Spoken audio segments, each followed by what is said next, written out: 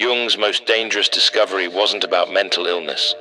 It was about people who see everything others miss, and why this ability destroys them. In his clinical practice, Jung documented patients with what he called differentiated perception. Individuals who could read micro-expressions, sense hidden emotions, and perceive psychological patterns that escaped everyone else. They saw through social masks, detected lies instantly, and felt the unconscious tensions in every room. Jung called this discovery dangerous because these people consistently ended up isolated, exhausted, and unable to maintain normal relationships. Not because they were unstable, but because seeing everything came with a psychological cost no one understood. Today, I'll show you Jung's most dangerous discovery about people who see everything, and why he believed this rare ability either destroys you or transforms you into something extraordinary.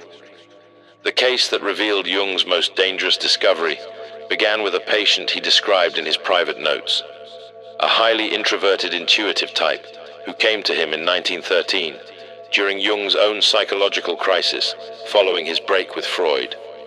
This patient, representing what Jung would later categorize as the rarest personality type, possessed what he called undifferentiated intuitive perception. She could walk into any room and immediately sense the psychological atmosphere, who was lying, who was in emotional pain, who harbored secret resentments. Jung wrote, "The patient displays an extraordinary capacity for perceiving unconscious contents in others, but this faculty appears to cause her considerable distress rather than advantage. She couldn't engage in small talk because she saw through every social facade. She couldn't maintain friendships because people felt exposed and uncomfortable around her. She couldn't hold employment because her presence disrupted the collective unconscious agreements that keep groups functioning." Jung realized he wasn't treating pathology. He was observing what happens when the unconscious becomes too conscious, when perception becomes too differentiated for social survival. He documented her describing people with startling accuracy. She speaks of others as if she has access to their private thoughts and hidden motivations. When I verify her observations through careful questioning, they prove remarkably accurate. This wasn't psychosis or delusion. This was consciousness so advanced it had become socially dangerous. But Jung discovered something even more disturbing. Because this patient's extraordinary perception seemed impossible to explain, therefore Jung began investigating what he would later term participation mystique, the psychological phenomenon where individuals with highly differentiated intuition become overwhelmed by unconscious contents from others. Jung wrote in his Red Book period notes, "There are those among us whose psychic apparatus is so finely tuned that they absorb not merely conscious communications, but the entire unconscious atmosphere of their environment." Modern research by Dr. Elaine Aron on highly sensitive persons validates Jung's early observations. Her research shows that roughly 20% of people have heightened sensory and emotional sensitivity. But Jung identified something more specific within his psychological typology, the introverted intuitive type, comprising roughly 1% of the population, who don't just feel deeply, but perceive unconscious patterns with startling clarity. Jung observed that these individuals have what he called differentiated intuitive function. Their brains process not just obvious social cues, but unconscious emotional states, repressed content, and psychological patterns that others cannot detect. They see the depression behind forced smiles. They sense the desperation beneath confident presentations. They feel the collective shadow that groups unconsciously agree to ignore. Jung wrote, "The danger lies not in the perception itself, but in the psychic isolation it creates. When one sees clearly what others cannot or will not see, one becomes a mirror that society cannot bear to look into. This creates what Jung called the problem of the superior function, when your greatest strength becomes your greatest burden because it separates you from collective unconscious participation." But Jung discovered the real danger wasn't the perception itself. Because people with highly differentiated perception see others' unconscious contents clearly, therefore they become targets for what Jung extensively documented as shadow projection, where people unconsciously attack them for reflecting what they refuse to acknowledge in themselves. Jung wrote in Psychology of the Unconscious, "Nothing has a stronger influence psychologically on their environment, and especially on their children, than the unlived life of the parent." But he discovered this principle extended to all relationships. When someone's shadow is reflected back through another person's clear perception, the unconscious mind has two choices: integrate the shadow or attack the mirror. Jung documented this pattern repeatedly in his clinical work. The person who sees clearly gets blamed for creating the problems they're merely observing. His patients with differentiated intuition experienced this constantly. When they would gently suggest that someone seemed troubled, that person would explode at them for being negative or creating drama. When they'd express concern about obvious problems, they'd be accused of being judgmental or manufacturing issues where none existed. Jung realized this wasn't coincidence, it was psychological defense. In Memories, Dreams, Reflections, he wrote, "Everything that irritates us about others can lead us to an understanding of ourselves. But for most people, it's easier to attack the person reflecting their shadow than to examine what's being reflected." This creates what Jung called the scapegoat phenomenon. Highly perceptive individuals often become the designated problem in every group they enter, not because they cause problems, but because they reveal problems that already exist in the collective unconscious. Jung observed, "The bearer of superior perception becomes the repository for all that the group cannot consciously acknowledge about itself." This pattern explains why these individuals don't just feel misunderstood, they feel systematically targeted by a force they can't rationally explain.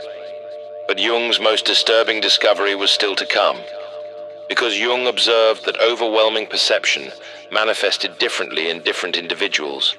Therefore, he identified 4 distinct patterns within the introverted intuitive type, each representing a different way of processing unconscious contents from others.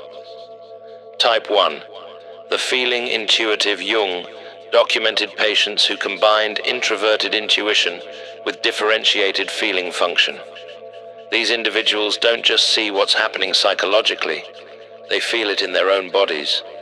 They absorb others' emotions so completely, they often can't distinguish between their own feelings and those they've unconsciously absorbed. Jung wrote, "The feeling intuitive lives in a state of perpetual emotional contagion, experiencing the unlived emotions of everyone in their environment." Type 2. The thinking intuitive.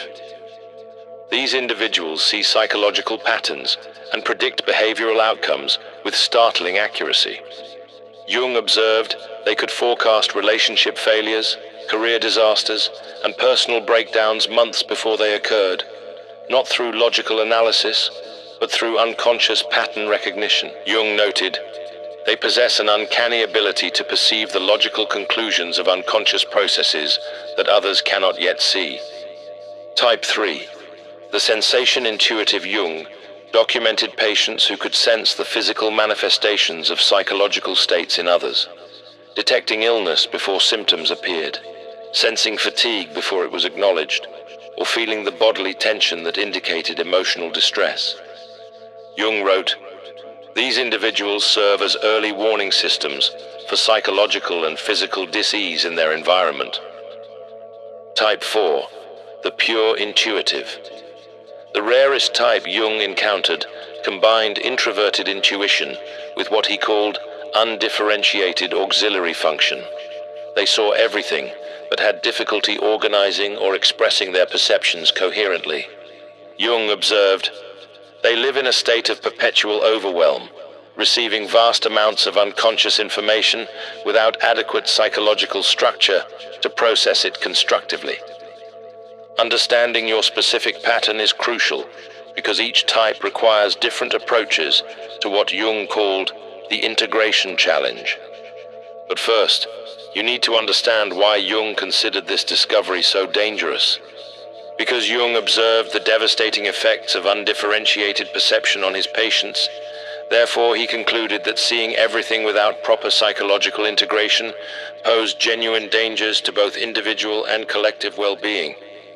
Jung identified 3 specific dangers that made this discovery so threatening. Danger 1. Collective unconscious disruption. Jung wrote, "The individual who perceives too clearly threatens the collective agreements upon which social cohesion depends. When someone sees through the shared illusions that hold groups together, the unspoken agreements to ignore certain truths, they become a destabilizing force." Jung observed that organizations, families, and societies function partly through collective unconscious agreements about what will and won't be acknowledged. The highly perceptive individual inadvertently violates these agreements simply by existing authentically. Danger 2. Psychological isolation. Jung documented how differentiated perception creates what he called the problem of superior function, when your greatest psychological strength becomes the source of your greatest suffering. He wrote, "The curse of consciousness is that it cannot be shared with those who do not possess it. The individual becomes an island of awareness in an ocean of unconsciousness. This isolation isn't just social, it's existential. These individuals often report feeling like they're living in a different reality from everyone around them." Danger 3. Identity dissolution. Most dangerously, Jung found that people who absorb unconscious contents from others often lose contact with their own authentic personality. They become so flooded with external psychological material that they can't distinguish between their own inner world and what they're absorbing from their environment. Jung called this participation mystique, a state where psychological boundaries dissolve and the individual becomes merged with collective unconscious contents. He wrote, "The danger is not merely social exile, but psychological annihilation, the complete loss of individual identity in favor of collective possession." This is why Jung considered the integration of superior perception not just therapeutically important, but psychologically urgent.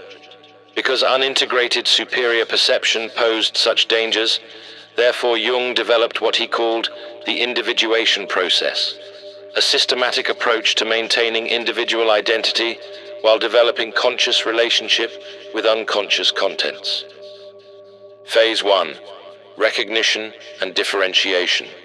Jung taught his highly perceptive patients to first recognize when they were absorbing psychological material that wasn't their own. He called this conscious discrimination, the ability to distinguish between authentic inner experience and unconsciously absorbed external content. Jung wrote, "The first task is to establish what belongs to you and what belongs to others. Without this discrimination, there can be no individual development." Technique. Jung instructed patients to spend time in complete solitude daily, allowing absorbed material to settle so they could recognize their own authentic psychological voice. Phase 2. Shadow integration. Jung discovered that people who see others' shadows clearly often do so because they haven't integrated their own. The more you deny your own capacity for deception, selfishness, or cruelty, the more disturbed you'll be by seeing these qualities in others. Jung wrote, "Everything that irritates us about others can lead us to an understanding of ourselves, but only if we have the courage to look inward, rather than remaining focused outward." Shadow integration means acknowledging that you contain every human quality you observe in others. This doesn't make you a bad person. It makes you a complete person who can see clearly without judgment. Phase 3. Conscious participation.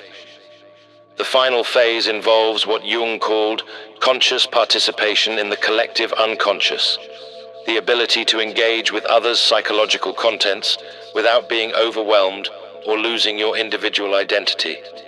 Jung wrote, "The individuated person can serve as a bridge between conscious and unconscious, helping to make the unconscious conscious in others, without sacrificing their own psychological integrity."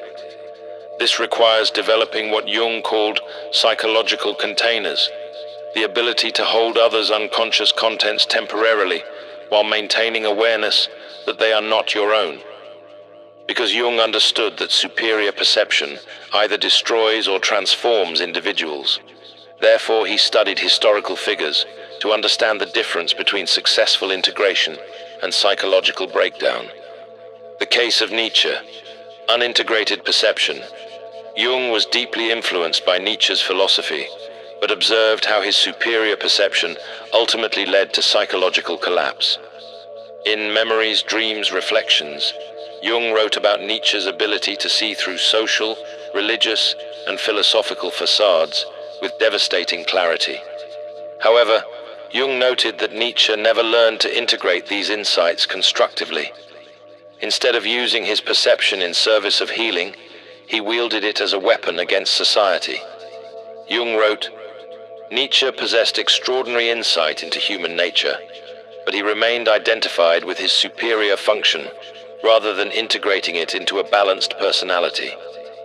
Jung observed that Nietzsche's isolation and eventual breakdown represented what happens when superior perception remains unintegrated. The individual becomes consumed by what they see rather than transformed by it. The case of Meister Eckhart, successful integration. Jung extensively studied the medieval mystic Meister Eckhart, whom he considered an example of successfully integrated superior perception. Eckhart possessed what Jung called mystical intuition, the ability to perceive spiritual and psychological realities that others could not access. But unlike Nietzsche, Eckhart channeled his insights into compassionate service. Jung wrote, Eckhart transformed his superior perception into wisdom that could nourish others without overwhelming them. He saw clearly, but spoke in ways that invited understanding rather than resistance.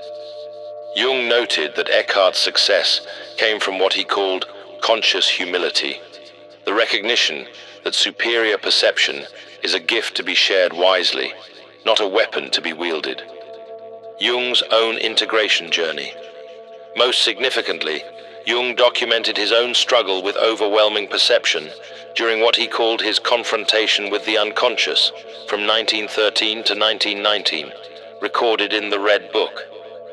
Jung wrote, I was menaced by a psychosis and was saved only by my ability to understand what was happening to me through my work with patients. His superior perception of unconscious contents, both his own and others, nearly destroyed him until he learned to integrate these experiences consciously. Jung's breakthrough came when he realized that his overwhelming perceptions weren't pathological, but evolutionary.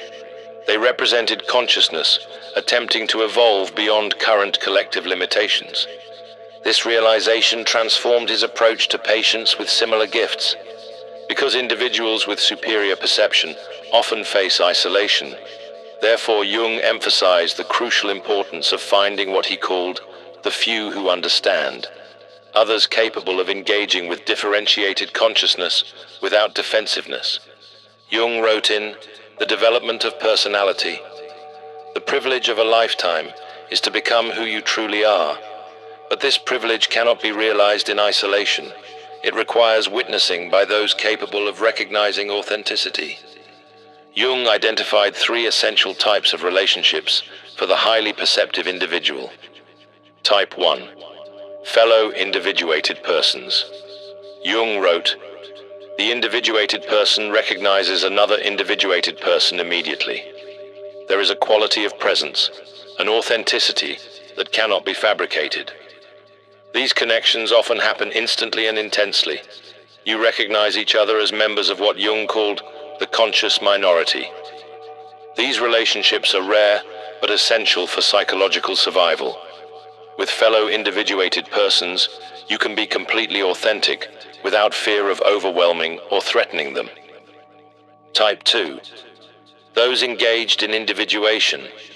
Jung observed that people actively engaged in their own individuation process, therapy, inner work, spiritual practice, can often handle superior perception without defensiveness. They may not possess it themselves, but they understand its value. Jung wrote, "Those who have begun to know themselves can bear to be known by others." Type 3. Natural containers. Jung identified individuals who, while not possessing superior perception themselves, have what he called natural container function, the ability to hold psychological content without being overwhelmed by it.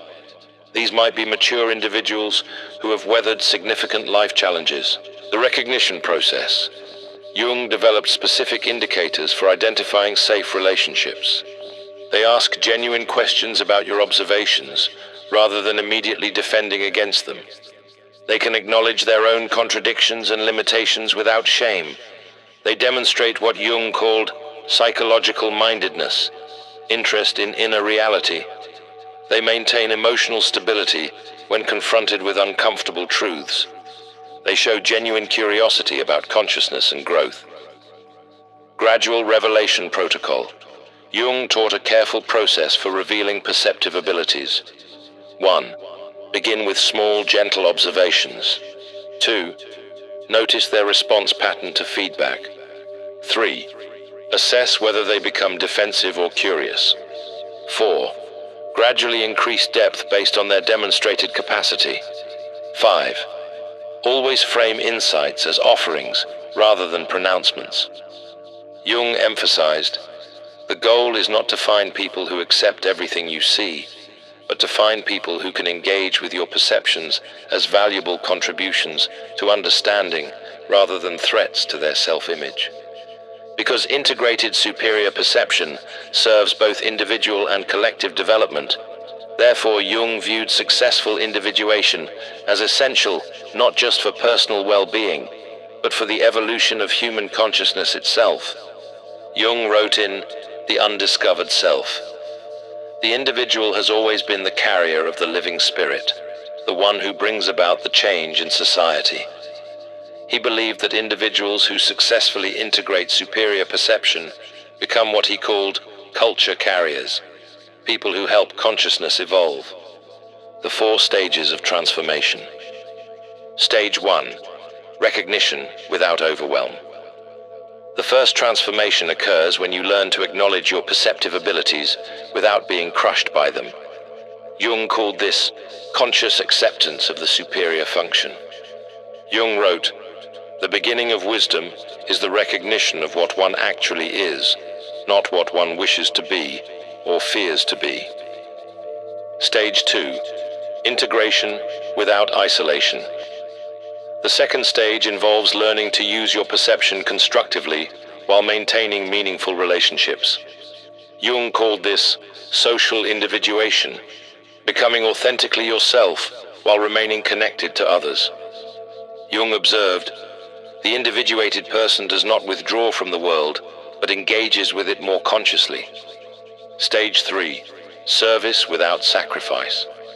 The third transformation happens when your perception becomes a gift you offer, rather than a burden you carry. Jung called this conscious participation, using your abilities in service of others without depleting yourself. Jung wrote, "The privilege of a lifetime is to become who you truly are, and then to offer that authentic self in service of the whole."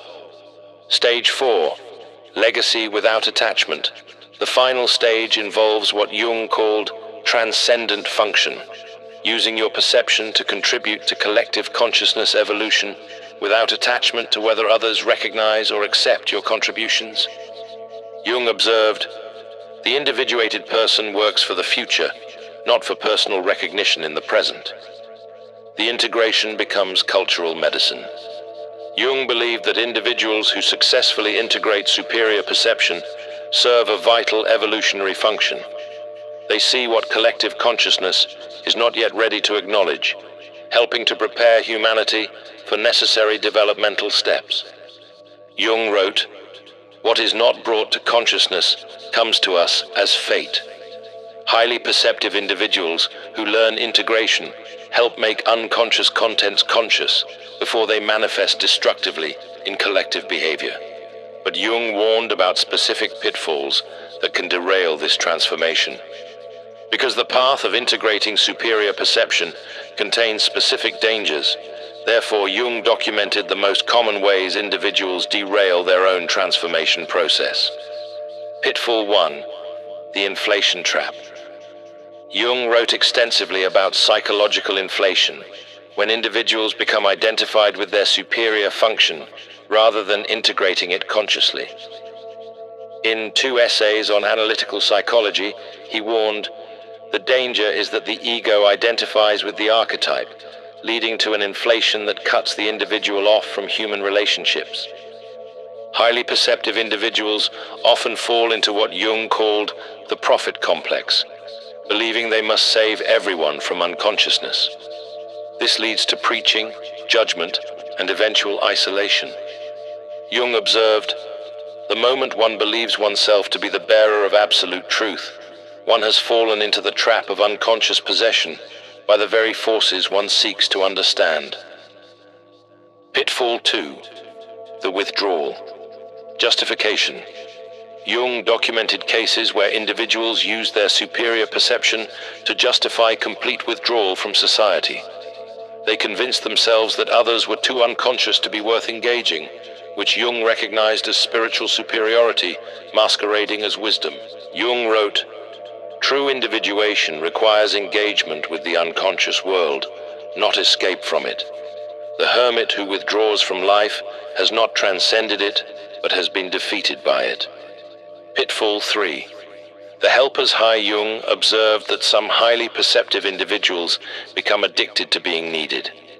They define themselves entirely through their ability to see and help others, losing contact with their own inner development. Jung warned, "When perception becomes identity, the person disappears behind the function. This is not individuation, but its opposite, the sacrifice of personality to role." Pitfall 4. The overwhelm return. Even successfully integrated individuals can regress during periods of stress trauma or major life transitions. They stop maintaining their psychological boundaries and become flooded with others' unconscious contents again. Jung emphasized, integration is not a permanent achievement, but a dynamic process requiring constant conscious attention. The integration maintenance Jung developed ongoing practices for maintaining healthy integration. Regular solitude for distinguishing your own psychological contents from absorbed material. Conscious choice about when and with whom to engage perceptive abilities. Ongoing shadow work to prevent projection of your own unconscious contents. Connection with others capable of providing reality checking and support. Creative expression as an outlet for overwhelming perceptual input. Jung wrote, "The integrated person does not achieve perfection, but learns to dance consciously with their own psychological complexity." Because Jung understood superior perception within the context of collective psychological development, therefore he viewed highly perceptive individuals as serving an essential evolutionary function for human consciousness. In The Undiscovered Self, Jung wrote, "The individual has always been the carrier of the living spirit, the one who brings about the change in society." He believed that people with superior perception serve as what he called consciousness pioneers, individuals whose psychological development precedes collective readiness. The historical pattern. Jung observed that throughout history, individuals with superior perception often appeared before collective consciousness was ready to integrate their insights.